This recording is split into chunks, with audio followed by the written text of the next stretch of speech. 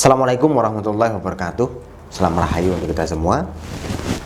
Di video kali ini saya akan bahas 5 akibat belajar ilmu spiritual tanpa guru.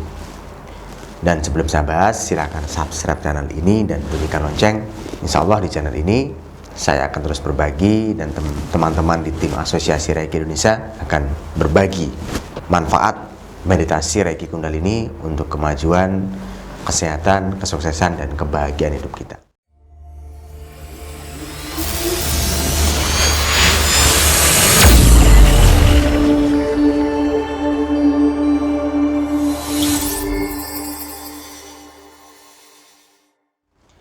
Baik, apa sih 5 akibat seseorang yang belajar tanpa guru? Yang pertama, seseorang akan tersesat atau mendapatkan kesulitan untuk mencapai kebenaran ilmu. Itu. Bahkan saya pernah dengar dari cerita ulama, ketika Anda belajar tanpa guru, maka sama dengan Anda belajar kepada setan. Setan itu makhluk yang memang diciptakan untuk tempat jahat. Jadi jika Anda tanpa guru, maka kemungkinan besar Anda belajar ilmu yang tidak baik. Maka belajarlah kepada guru, biar ilmu Anda tertata dengan baik, biar ilmu Anda bermanfaat untuk kemajuan dan kebahagiaan hidup Anda. Tentunya untuk mudah beribadah kepada Tuhan, untuk mudah mendapatkan pencerahan Tuhan. Jadi yang pertama adalah gampang tersesat. Yang kedua, akan beresiko sindrom. Sindrom terutama karena belajar spiritual, sindromnya di jiwa. Ada kerusakan di dalam jiwa, dalam pikiran, dalam perasaan, dalam mempersepsikan sesuatu, sehingga membuat kebingungan.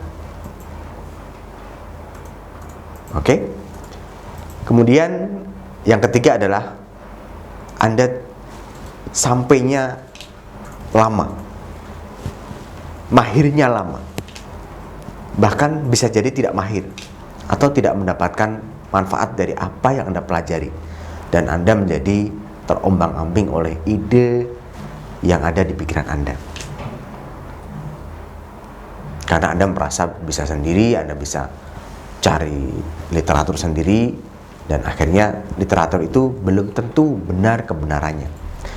Ini seperti pernah ada suatu cerita di hadis, saya pernah baca, ada seorang dokter yang ahli dalam kedokteran. Dia punya buku-buku besar, buku-buku banyak. Kemudian anaknya tidak pernah dididik oleh ayahnya tentang kedokteran. Suatu ketika ayah ini meninggal. Kemudian anak ini merasa tidak ada suplai dana, tidak ada penopang rezeki, karena dulu tergantung oleh ayahnya. Nah, anak ini kemudian membaca buku-buku yang dibeli oleh ayahnya, yang sering ayahnya pelajari untuk membantu mengobati penyakit. Suatu ketika ada penjelasan yang kehilangan titik di salah satu kalimatnya. Bahkan ini adalah hadis. Kalau nggak hadis ya pendapat dari ulama Arab ya. Karena saya tidak menghafalkan kalimatnya. Namun kalimatnya adalah tentang habatus sauda. Saya seingat saya itu habatus sauda adalah obat dari segala penyakit. Itu al-habbatus saudati bla bla bla ya. Kemudian habbatu itu baknya menjadi ya. Ketika mungkin ada misalkan dari kotoran nempel jadi ya. Kemudian diartikan oleh anak tersebut al-hayatus saudati, yang mananya adalah ular hitam adalah obat dari semua penyakit. Nah, ini satu kalimat yang menyebabkan kesesatan. Seorang menjadi tersesat karena kejadian itu. Kemudian cerita yang saya baca adalah anak ini mati karena dimakan ular hitam. Kemudian sebelum dia mati juga terjadi kekonyolan, yaitu obat yang diambil dari ular itu ternyata membuat pasien-pasien menjadi tidak sembuh. Nah, ini adalah kesesatan karena tidak ada guru. Jadi jangan berusaha kekeh bahwa saya bisa belajar otodidak. Otodidak itu menyulitkan diri Anda. Cepatlah cari guru agar Anda terarahkan, agar Anda menjadi lebih baik. Ada suatu kalimat misalkan ya, ini masih di konteks pembahasan tentang analogi ya. Misalkan disebutkan, saya pernah juga dengar dari ulama, ada cerita begini. Seseorang bertanya pada Nabi, Nabi, sesuatu yang disembelih manusia dan disembelih Tuhan itu lebih bagus mana? Ini cerita tentang ada kambing yang mati secara mati sendiri dan mati secara disembelih orang. Kambing yang mati sendiri itu adalah mati karena Allah, artinya dimatikan Allah. Kalau kemudian kambing yang disembelih itu adalah dimatikan Allah karena lewat manusia. Artinya ini sama-sama hewan mati. Namun kenapa dari hewan yang mati sendiri karena matinya karena Allah itu justru tidak boleh dimakan, haram. Kemudian yang mati karena manusia, karena orang-orang tertentu yang dengan doa, itu boleh dimakan. Ini kalau diambil secara satu garis besar, orang misalkan percaya, oh ya kalau ya lebih bagus mati karena Allah, karena ini tidak memaknai dari sisi keburukan efek dari penyakit yang diakibatkan dari batang itu. Kalau dia memaknai dari satu sisi, ya berarti misalkan maknanya adalah antara disembelih Tuhan dan disembelih manusia bagus mana? Ya bagus Tuhan. Nah, berarti lebih suci Tuhan kan? Berarti bagus Tuhan. Maka jika ini dimaknai dalam pikiran, secara logika, secara akal, dan diyakini, artinya tidak dikias dengan baik, artinya asal dipangan mentah, maka batang-batang pun akan dimakan oleh manusia, akan menjadi halal, dan bahkan diri kita yang ketika mati jadi mayat bisa jadi buruan manusia. Makanya ada sisi akhlak, ada sisi norma yang dipahami ketika kita belajar dengan guru. Itu ya, jangan hanya dimakan asal mentah.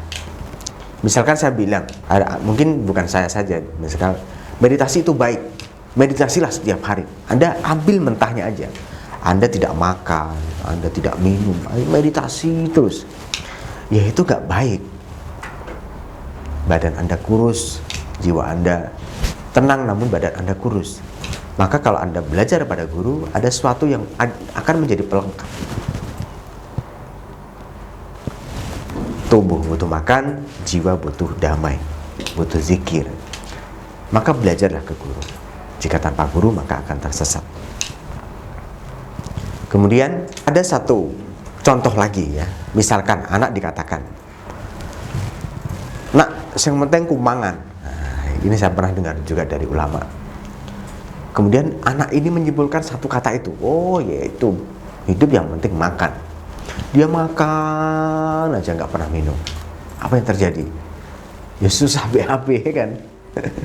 Aneh. Makanya belajarlah ke guru. Jangan hanya dimakan mentah apa isi kalimat yang tersampaikan di satu lembar kertas. Karena ada kertas-kertas berikutnya yang Anda belum tahu. Hati-hati ya. Kemudian yang keempat adalah, tadi yang pertama tersesat, kemudian yang kedua susah mendapatkan artinya lama belajarnya, kemudian yang ketiga sindrom, kemudian yang keempat adalah kebenaran yang belum tentu benar jika Anda belajar tanpa guru. Jadi misalkan ini seperti orang seperti katak dalam tempurung. Anda melihat, oh dunia ini ya sebesar ini di tempurung ya. Namun ketika Anda buka, ternyata luas sekali. Ini adalah luas. Fungsinya guru yang memahami keluasan ilmu. Jadi Anda tidak hanya terpatok dalam satu kaidah. Oke? Ya, sudah bisa dimengerti ya maksud saya ya. Jadi dengan belajar ke guru, Anda punya wawasan lebih luas dan Anda tertata dengan baik. Kemudian yang kelima adalah ilmu Anda akan mudah diwariskan. Karena Anda punya dasar, punya sanad, punya silsilah keilmuan dari orang yang sudah meneliti, sudah membukukan, sudah belajar kepada banyak guru, pada guru-guru yang terhormat, sehingga Anda benar-benar bisa mewariskan ilmu ini. Karena ini sudah teruji, sudah dibuktikan, dan membawa keberkahan, membawa dampak baik. Jadi Anda bisa mewariskan ilmu ini. Namun kalau Anda punya metode sendiri yang tanpa pembanding kebenaran, tanpa diuji, tanpa Anda ujikan untuk masyarakat banyak dan bisa diterima, Anda tidak bisa mewariskan ilmu ini. Jadi sia-sia Anda belajar jika Anda belajar tanpa guru. Makanya akan berhenti di satu titik dan hilang, musnah keilmuan itu. Jadi belajarlah ke guru agar menjadi baik, agar tertata baik dan berdampak baik pada diri kita semua. Gitu ya. Itu lima akibat seseorang belajar spiritual tanpa guru. Jadi silakan dipahami dan belajarlah kepada guru yang ahli, yang mengerti tentang keilmuan itu. Itu ya yang saya sampaikan. Silakan komentari Bapak ini.